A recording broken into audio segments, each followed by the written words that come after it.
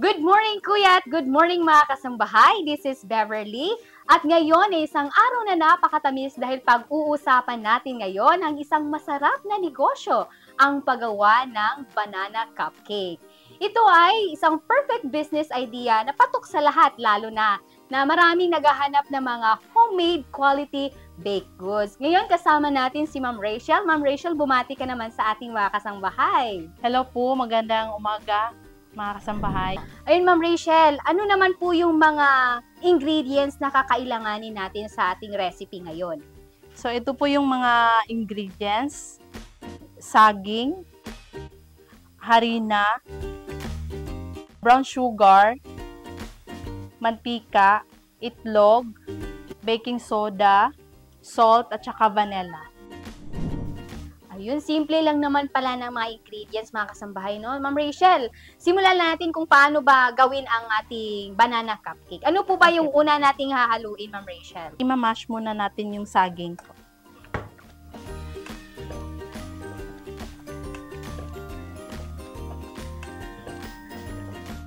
Ma'am Rachel, since maraming variations ng saging, ano po ba yung klase ng saging na best na gamitin para sa recipe natin ngayon?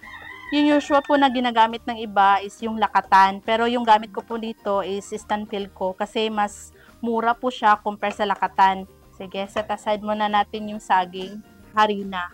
Ito po ay 2 3/4 cup ng all-purpose flour. Ilalagay na natin yung 1½ teaspoon ng baking soda. Ihalo natin yung mga dry ingredients. Opo, 1 teaspoon ng salt po. Dapat yung harina sifted po to. Ma'am Rachel, bakit po ba kailangan nating i-sift yung flour bago Kasi natin mag-mix? yung ibang flour may mga buo-buo. Lang. So, yung magiging hilaw yung sa mixture natin. So, start na po tayo sa sa wet ingredients. Sugar. 1 1/4 brown sugar. 1 cup ng oil.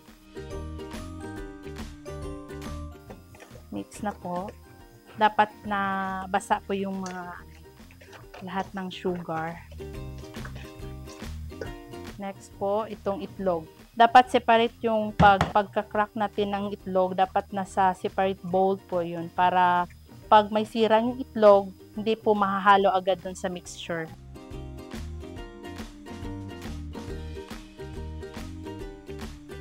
Saan naman po kayo bumibili ng mga ingredients, Ma'am Rachel? Mabibili po lahat to sa sa palengke po. Sa palengke Opo. lang.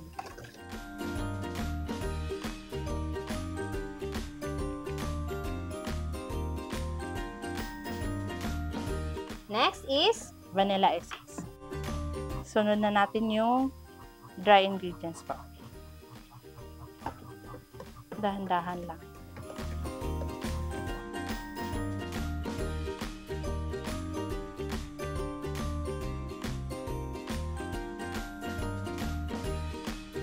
Meron po ba tayong variations, Ma'am Rachel, sa cupcake? Opo, merong plain at saka may toppings. Magkano po ba yung plain cupcake? Yung plain po is nasa 10 pesos each. Yung may toppings is nasa 12 pesos each. At imimix na natin ang the main ingredients.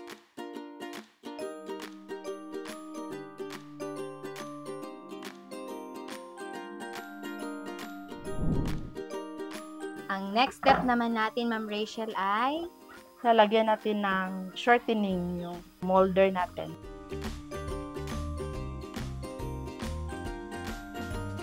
and ilalagay na natin ang Muffin liner. muffin liner.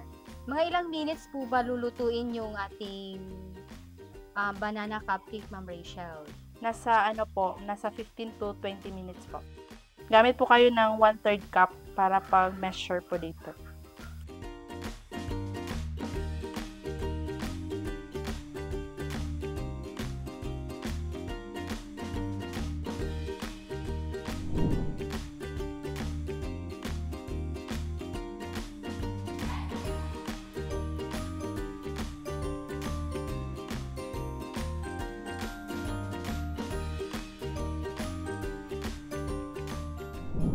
Ayan mga kasambahay, at after 20 minutes ay luto na rin ang ating batch ng mga banana cupcake.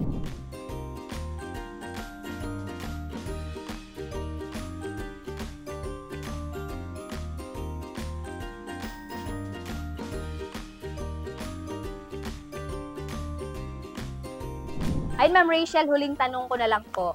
Ano ang inyong advice na maibibigay sa ating mga kasangbahay na gustong magsimula ng maliit na negosyo? Ang ma-advise ko lang po ay dapat matyaga, diskarte at tuloy lang po sa buhay. Ayun, ayan mga kasambahay, at heto na ang ating finished product at napakaganda at amoy pa lang, masarap na. Tandaan niyo po mga kasambahay, kapag may tiyaga, may pagpapala.